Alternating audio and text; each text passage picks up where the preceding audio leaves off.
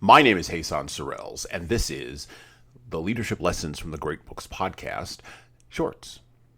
There's no co-host on Shorts.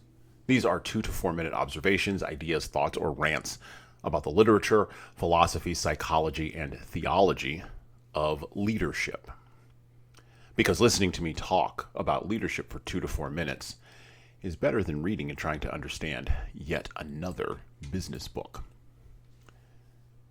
An ideal, any ideal, as a matter of fact, is a judge without regard. Psychologists and therapists will often speak about how they listened to people talk about their problems with unconditional positive regard. This idea comes from a researcher named Carl Rogers. When leaders try this, when they try to listen to people talk about their problems with unconditional positive regard, they fail themselves, sometimes fail the team, or fail to correct a problem quickly because they miss the fact that regard doesn't mean you don't judge. You don't judge, you judge behaviors.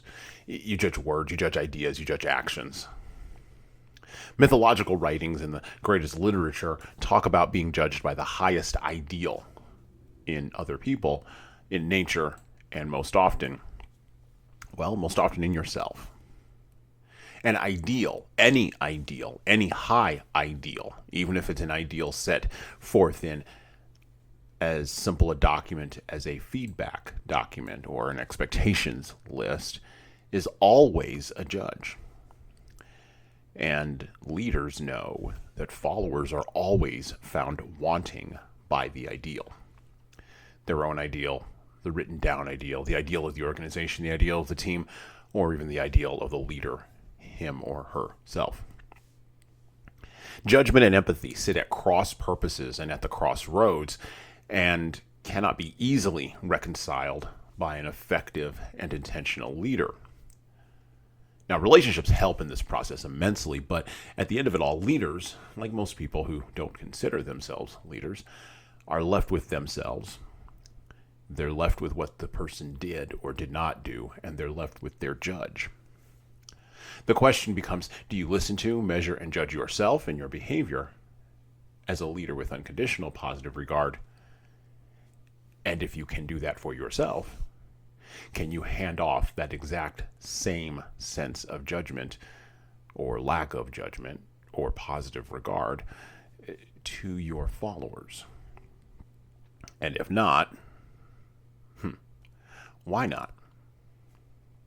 And that's it for me. Follow us on all the places that you follow us. Please subscribe to Leadership Lessons from the Great Books podcast. Please tell your friends. Please like and share.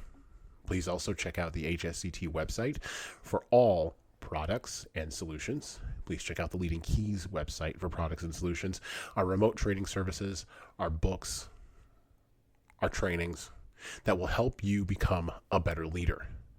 And watch this space for more information about our upcoming book, 12 Rules for Leaders, a foundational guide to intentional leadership, coming in April 2022.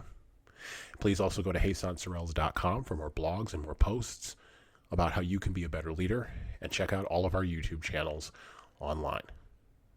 Thanks, and have a great rest of your leadership day. Out.